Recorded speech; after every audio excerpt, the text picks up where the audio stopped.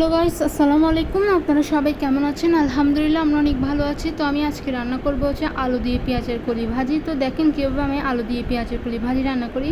তো প্রথমে দেখতেছেন আমি চুলায় একটা হাঁড়ি বসা দিয়েছি। এবার হচ্ছে কি চুলায় হাঁড়ি বসানোর পর যখন হাঁড়িটা গরম হয়ে আসবে তখন আমি দিয়ে দিব পরিমাণ মতো তেল দেওয়ার পর দেন হচ্ছে কি আমি তেল যখন একটু গরম হয়ে আসবে সামান্য তখন দিয়ে দিব আমি রসুন কুচি। তো দেখতেছেন রসুন কুচি আমি দিয়ে দিলাম।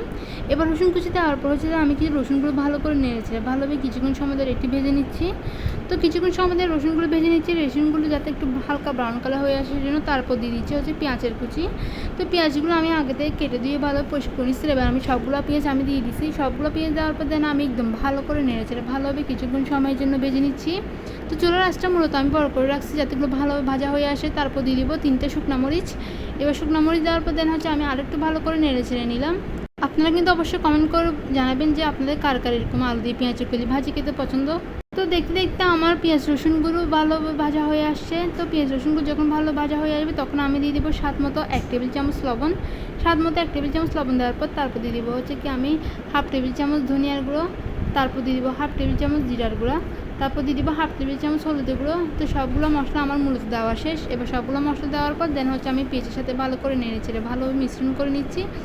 তো আমি হচ্ছে চুলার আঁচটা মিডিয়াম করে রাখছি যাতে এগুলো পুড়ে না যায়, মশলাগুলো যাতে পুড়ে না যায় সেজন্য সামান্য পরিমাণ পানি দিয়ে দিছি। সামান্য দিছিস পানি, যেহেতু মশলাগুলো পুড়ে যাচ্ছে সেই জন্য। তারপর আমি আলুগুলো আগে থেকে কেটে দিয়ে ভালো পরিষ্কার করে নিয়েছি এবং দেখতেছেন এবার সবগুলো আলু আমি দিয়ে দিচ্ছি মশলার মধ্যে দেওয়ার পর তারপর হচ্ছে পেঁয়াজের কলিগুলো আমি আগে থেকে ভালোভাবে ধুয়ে পরিষ্কার করে নিচ্ছি, কেটে নিচ্ছি। তারপর সবগুলো আমি আলুর সাথে দিয়ে দিছি। এবার আলু আর পেঁয়াজের কলি একসাথে ভালো করে নেড়ে চেড়ে মিশ্রণ করে ভেজে নিচ্ছি। তো দেখতেছেন একদম আলু আর পেঁয়াজগুলো ভালো করে নেড়ে চেড়ে মিশ্রণ করে নিচ্ছি। তো পেঁয়াজের কলিগুলো আমি আলুর সাথে ভালো করে নেড়ে চেড়ে ভালোভাবে কিছুক্ষণ সময়ের জন্য মিশ্রণ করে নিলাম। তারপর ঢাকনা দিয়ে রেখে রাখছি। ঢাকনা উঠিয়ে আমি আরেকটু ভালো করে নেড়ে চেড়ে নিচ্ছি। তো দেখতেছেন এভাবে কিছুক্ষণ চুলার মধ্যে রেখে দেবো। রেখে দেওয়ার পর হচ্ছে যে আমি কিছুক্ষণ পর আরও একটু ভালো করে নেড়ে ছেড়ে নেব। তো এবার হচ্ছে যে চুলাতে আমি এবার চুলার আঁচটা বড় করে রাখছি। বড় করে রাখার পর ভালো করে নেড়ে ছেড়ে নিচ্ছি। অবশ্যই কিন্তু কমেন্ট করে জানাবেন, অবশ্যই পুরো ভিডিওটা দেখবেন, দেখে অবশ্যই কমেন্ট করে জানাবেন। যেহেতু বাসায় আলু দিয়ে পেঁয়াজের কলি ভাজি রান্না করতেছি তাই ভাবলাম আপনার সাথে একটু শেয়ার করব। তো হচ্ছে এই আমার রান্না। এবার আমি দিয়ে দেবো 4-5টা টমেটো কুচি। এবার আলু ভাজির মধ্যে আমি দিয়ে দিলাম 4-5টা টমেটো কুচি। এবার আমি সবগুলো দিয়ে দিয়েছি। দেওয়ার পর হচ্ছে আমি কি আলুর সাথে ভালো করে নেড়ে ছেড়ে ভালোভাবে মিশ্রণ করে নিলাম।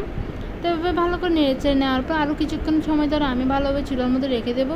চুলার মধ্যে কিছুক্ষণ রেখে দিলে দেন হচ্ছে আমার রান্নাটা কমপ্লিট হয়ে আসবে। তো দেখতে দেখতে প্রায় আমার রান্নাটা কমপ্লিটের দিকে হয়ে আসছে। তো এবার আমি হচ্ছে কি আরেকটু ভালো করে নেড়ে চেড়ে নিচ্ছি। তো ভালোভাবে নেড়ে চেড়ে নেওয়ার পর বলতে গেলে আমার রান্নাটা এখানেই শেষ। তো আমি চুলার আঁচটা এবার বন্ধ করে দেবো। তো আপনারা কিন্তু অবশ্যই পুরো ভিডিও দেখবেন, দেখে কিন্তু অবশ্যই কমেন্ট করে জানাবেন। আর যারা এখনও আমার পেজটা ফলো করেনি সবাই কিন্তু একটা করে ফলো করে দিয়ে আসবেন। সবাই এই ভিডিওতে একটা করে লাইক দিবেন, কমেন্ট করবেন, সবাই শেয়ার করে দেবেন একটা করে। সবাই ভালো থাকবেন, সুস্থ থাকবেন। আল্লাহ হাফেজ, টাটা, বাই বাই।